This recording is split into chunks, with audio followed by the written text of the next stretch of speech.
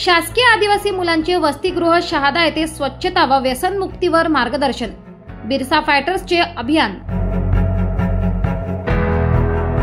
शासकीय आदिवासी मुलांचे वसतिगृह शहादा येथे बिरसा फायटर्स संघटनेकडून स्वच्छ व व्यसनमुक्त विद्यार्थी अभियान अंतर्गत दिनांक 15 डिसेंबर 2024 रोजी कार्यक्रम घेण्यात आला।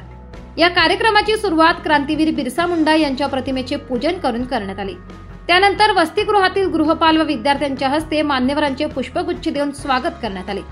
त्यानंतर स्वच्छतेची प्रतिज्ञा सामूहिकरित्या घेण्यात आली। विद्यार्थ्यांनी आपल्या वैयक्तिक स्वच्छतेबरोबरच सामूहिक स्वच्छता सुद्धा ठेवली पाहिजे।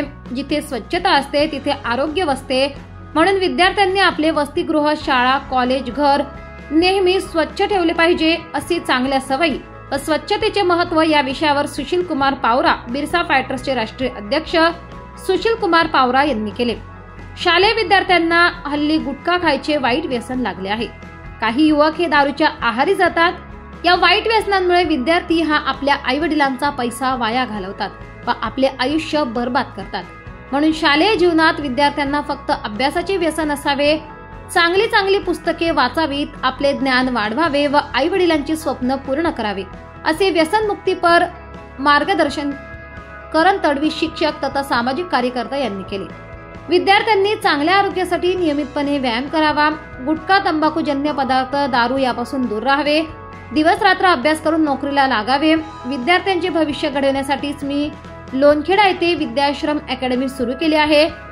त्याचा विद्यार्थ्यांनी लाभ घ्यावा व आपले भविष्य उज्ज्वल करावे, असे आरोग्य व शिक्षणाचे महत्त्व या विषयावर दिनेश पावरा यांनी, संस्थापक विद्याश्रम अकॅडमी लोणखेडा यांनी मार्गदर्शन केले। विद्यार्थी जीवनात विद्यार्थ्यांची एकता खूप महत्त्वाची आहे, म्हणून विद्यार्थ्यांनी संघटित राहावे, अशा शब्दात तुकाराम पावरा, विद्यार्थी लीडर यांनी विद्यार्थी परिषद संकल्पना विद्यार्थ्यांना समजावून सांगितली।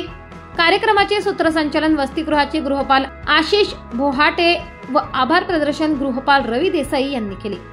संपूर्ण कार्यक्रमाचे आयोजन गृहपाल अविनाश मोरे यांनी केले।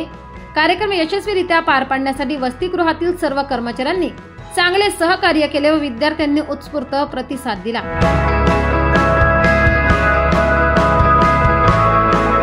मी अशी प्रतिज्ञा करीतो की